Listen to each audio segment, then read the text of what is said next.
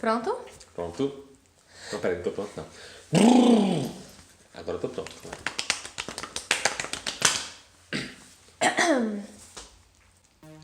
Meritíssimos e meritíssimas, tá começando mais um Toga Voadora. E hoje a gente vai fazer uma coisa que nós amamos fazer, que é falar de Sense8. A gente tá aqui então para fazer um resumão de Sense8 com tudo de mais importante que teve na primeira e segunda temporadas e que você pode ter se esquecido e precisa lembrar para assistir o último episódio que lança semana que vem, dia 8. A gente sabe que a melhor parte de assistir Sense8 é ver as cenas de orgia, as cenas lindas que tem, as histórias paralelas, mas para poupar vocês do trabalho de ficar quebrando a cabeça com as partes que não são assim as mais lindas da série, nós trouxemos aqui a trama principal ali que envolve os personagens, sem ficar falando de historinha paralela e as orgias aqui, infelizmente. Então não importa se você vai assistir semana que vem ou se você vai assistir amanhã na pré-estreia em São Paulo. Enfim, antes de assistir, veja o nosso vídeo, já curte, se inscreve no canal e deixa um comentário aí depois.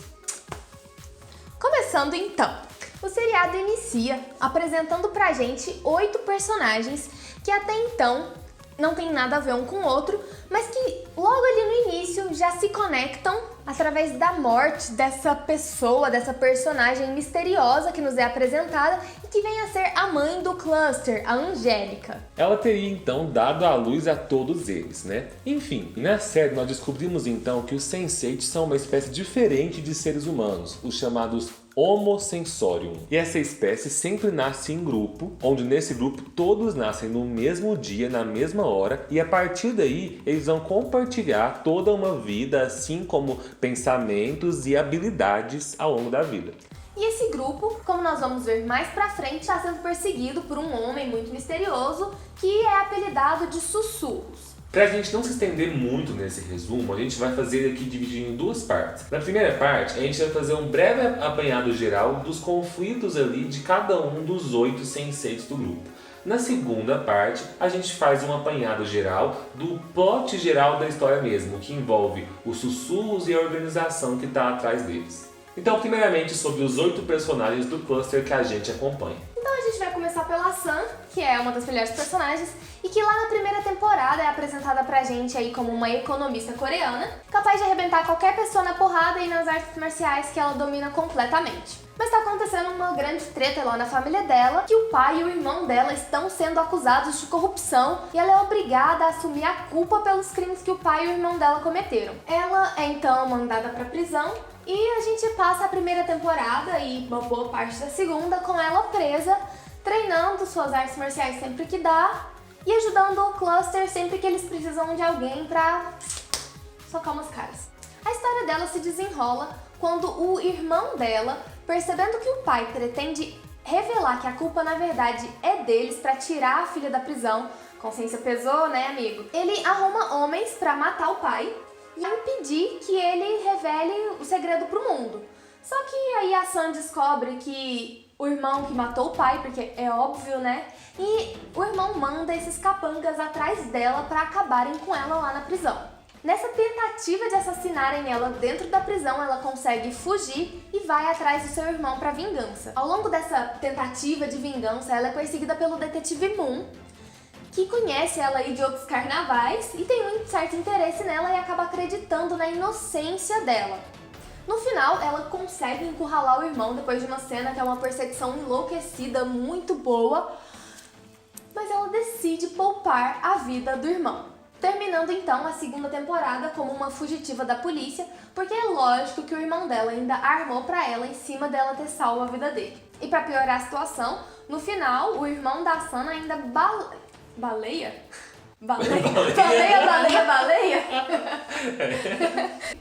Ele dá um tiro no detetive Moon que termina a temporada no hospital.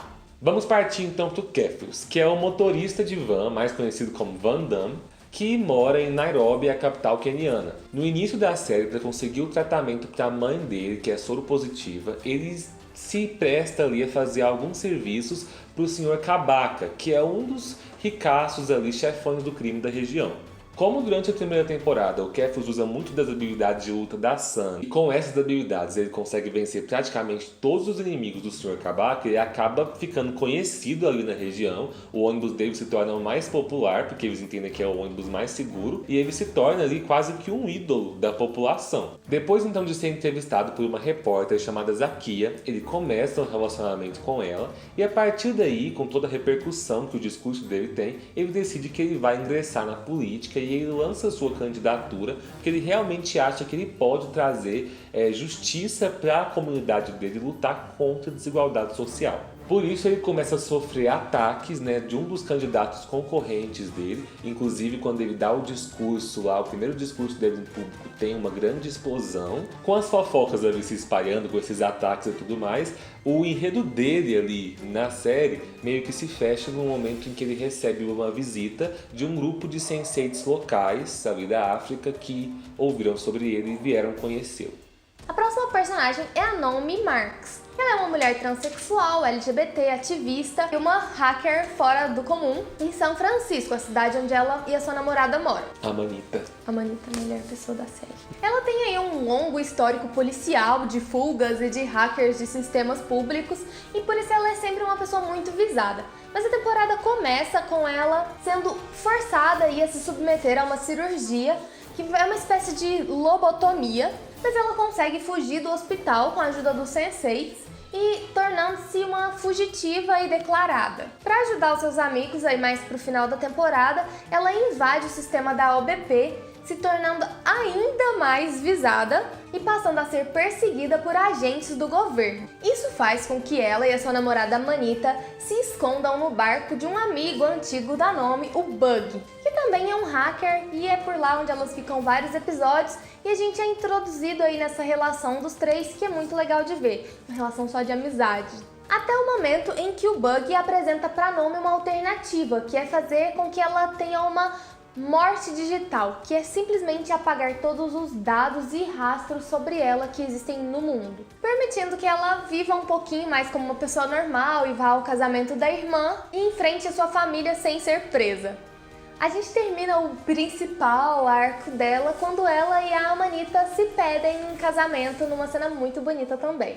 Passamos então para o Lito Rodrigues, que é o ator mexicano que era conhecido por fazer papéis heróicos nos filmes latinos dele, mas que secretamente vivia um romance gay com o Hernando, o namorado dele. Até que uma atriz chamada Dani, chega na... Que era quem geralmente contracenava com o Lito, sendo a mocinha dos filmes. Isso, ela chega na vida deles, se torna uma amiga do casal e depois, com as circunstâncias que vão rolando ali, se torna parte do relacionamento dos três. Só que o ex-marido da Dani, Joaquim, após uma série ali de ameaças e conflitos, acaba que ele expõe para a mídia a homossexualidade do Lito, e isso, por um momento, acaba com a carreira dele. Porque a sociedade mexicana é muito conservadora, então ele perde muito público, perde muitos seguidores, ele perde contratos para filmes futuros e, inclusive, perde os agentes dele. Então, grande parte ali da segunda temporada é o Lito no início de uma depressão, porque ele estava na carreira dele desmoronar,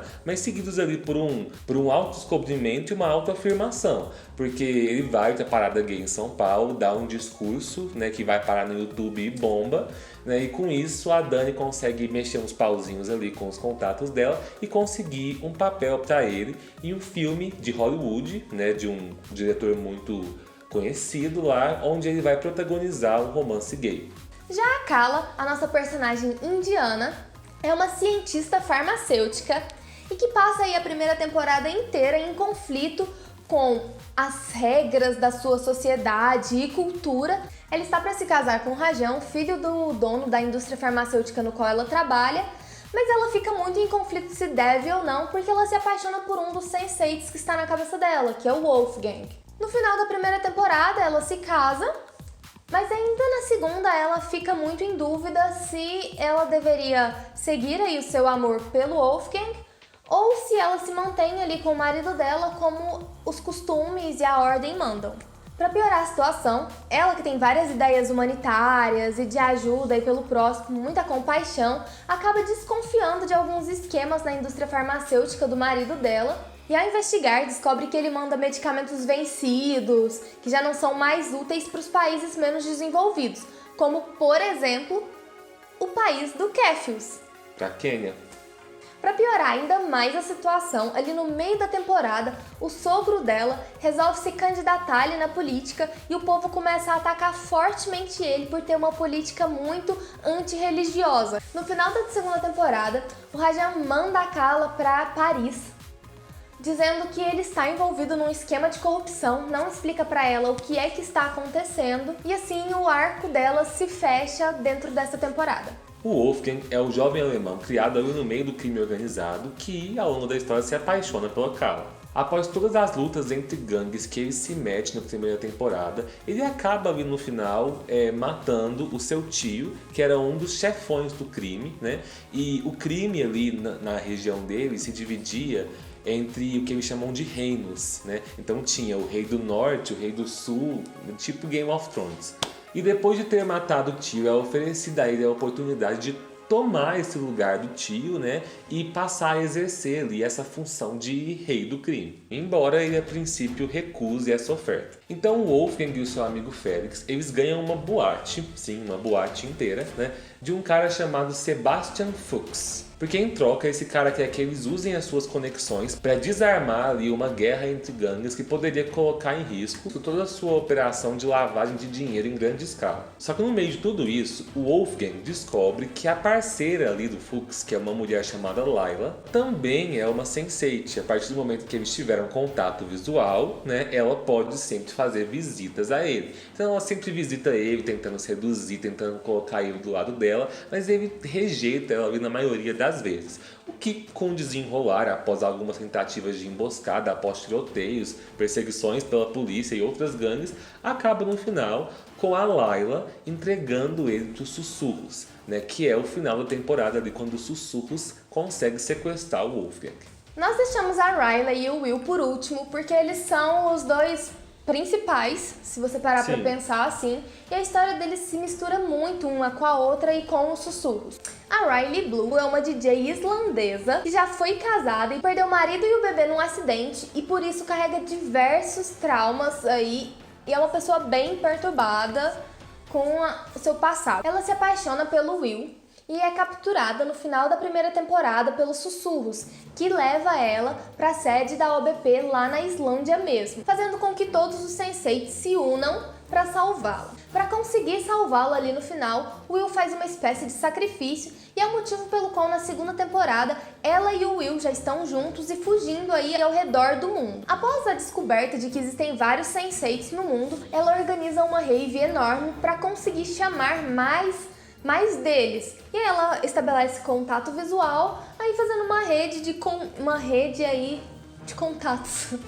Literalmente, uma rede de contatos. Que são, por exemplo, o Puck, o químico australiano que analisa as pílulas bloqueadoras e que salva a Sam no final da temporada, e o Old Man of Roy, um homem escocês idoso que conta pra ela que estava envolvido lá no início da criação da OBP e é onde eles passam a conhecer mais sobre essa organização e o que ela era no início e o que ela veio a se tornar.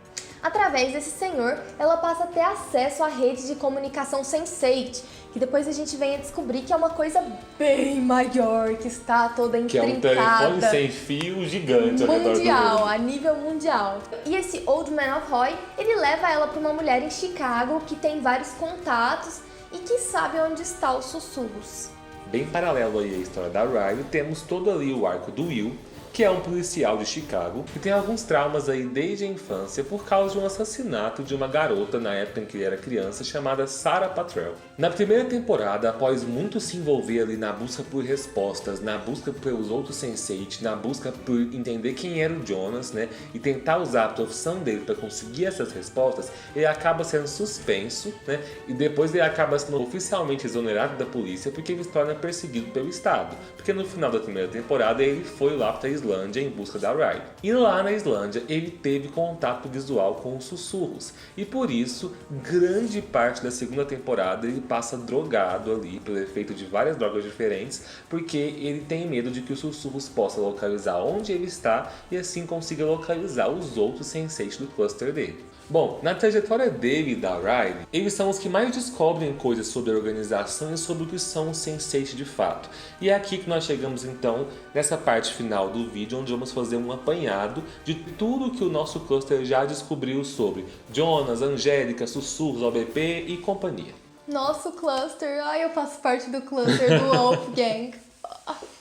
Tá, então vamos começar de uma parte que é muito importante e que quando eu assisti a primeira vez eu não entendia de jeito nenhum. Quem é o Jonas? O que ele tá metido na história? No final ali da primeira temporada, os Sense8 eles todos já conhecem o Jonas, que era uma pessoa que fazia parte do cluster da Angélica. Inclusive, eles eram uma espécie de casal por um bom tempo. E ela deixou ele encarregado de cuidar dos filhos dela, ou seja, do nosso cluster. No início da segunda temporada, ele está sendo torturado ali pela OBP. OPB, né? A gente falou OBP várias vezes, né? Sim. Nossa. É OPB, mas é porque OBP é muito melhor de falar. É, gente, pela organização. OPB, OBP. No início da segunda temporada ali, ele já tá sendo torturado pela OPB, então raramente ele consegue ter uns momentos de lucidez onde ele faz contato com o Will e tenta passar algumas informações pra ele, mas que quase sempre são confusas ou incompletas e só confundem mais quem tá assistindo. Mas uma das coisas que ele fala pro Will, que é muito importante, é que os 8 ali não são o primeiro cluster que foi gerado pela Angélica, que ela já deu à luz a outros clusters antes deles. E é só importante pontuar que ele está sendo torturado porque a primeira temporada inteira o Sussurros está atrás dele também. Isso. O Sussurros está caçando aí diversos Sense8 ao redor do mundo. Aproveitando da conexão que o Will tem com os Sussurros ali na segunda temporada, ele descobre que o Sussurros responde a uma pessoa ainda superior, o Krum. Ele faz contato com esse Krum e tenta chantageá-lo. O Krum marca com ele uma reunião ali no museu para explicar mais sobre a organização e sobre o que está acontecendo. E o Krum diz que a missão da OPB inicialmente era promover aí a cooperação entre os Sense8 e os humanos, fazer pesquisas aí para desenvolver essa relação entre eles, mas que após o 11 de setembro e a guerra ao terror, questões aí de segurança nacional, segredos e soberanias passaram a ser muito mais valorizados, fazendo com que os Sense8 ficassem na mira do governo e se tornassem pessoas consideradas como ameaças à segurança nacional. Ainda assim, como um sinal da boa vontade dele, o Krum entrega para Will algumas pílulas bloqueadoras e explica que quando ele ingerir uma daquelas, ele vai se desligar de toda a rede Sense8 e ninguém vai conseguir encontrar ele. E são essas pílulas que a Riley pede para aquele Sense8 que ela conhece na rave avaliar. No entanto, assim que isso acontece, o Krum é morto por uma das marionetes ali lobotomizadas dos Sussurros. Investigando mais sobre a vida da Angélica, eles descobrem que um outro filho da Angélica teve uma relação aí com o Lito. E aí o Lito é o encarregado de ir atrás da família desse Raul, que já morreu. E nessa casa dele ele descobre sobre uma cabana nos Estados Unidos, que por acaso vem a ser uma cabana na qual a Angélica, plot twist, trabalhava com os Sussurros. E usava esse local então para fazer experiências com o Sense8. Essa cabana, inclusive, foi onde ela deu à luz ao seu primeiro grupo, que era composto pelo Todd, que foi aquele cara religioso que fez o tiroteio na igreja, o Habib, o Raul e outros 4.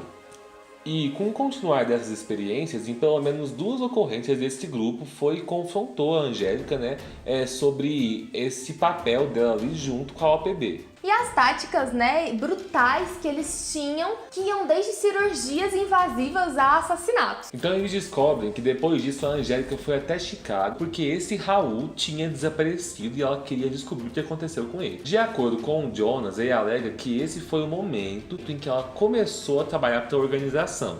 Mas os Sense8 descobrem que o Sussurros já fazia visitas para Angélica antes de ela fazer essa viagem para Chicago. Em Chicago, a Angélica encontra então com essa Carol Cumberland, que foi aquela mulher que disse pra Riley onde que o Sussurros estava escondido. Essa mulher também foi quem escondeu o Raul no seu porão depois que ele passou aí por um procedimento de enxerto neural. Depois disso, então, a Angélica e o Raul viajaram de volta para Califórnia, onde ela fez com que ele espalhasse gasolina ali pela cabana, ligasse pro pai dele para ouvir a voz do pai dele uma última vez, e depois disso ela explodiu o Raul junto com a cabana ali, na tentativa de se livrar de todas as pesquisas dos Sussurros e da OPB.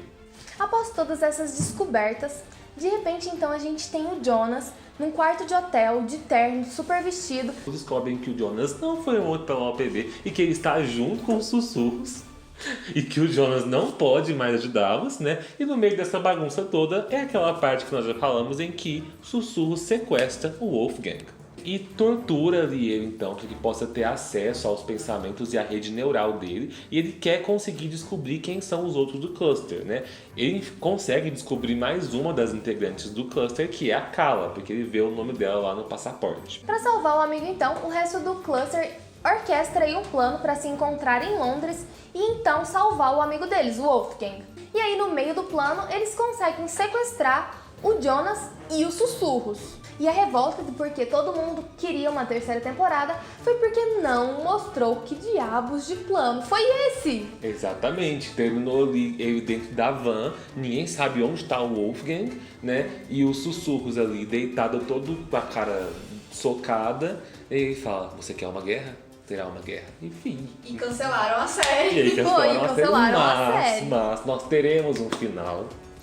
Gente, é muita coisa pra eles explicarem e juntarem em um episódio só. Mas é um filme, mas né? de certa forma, nem tanto. Nem tanto. A hora porque... que a gente coloca assim, eles fazem um jogo ali de ficar mostrando cenas, isso dá na gente uma confusão mental muito grande. Só que Sense8 não tem uma história tão complexa. É só porque são 8 pessoas, ao entendeu? mesmo tempo interligadas.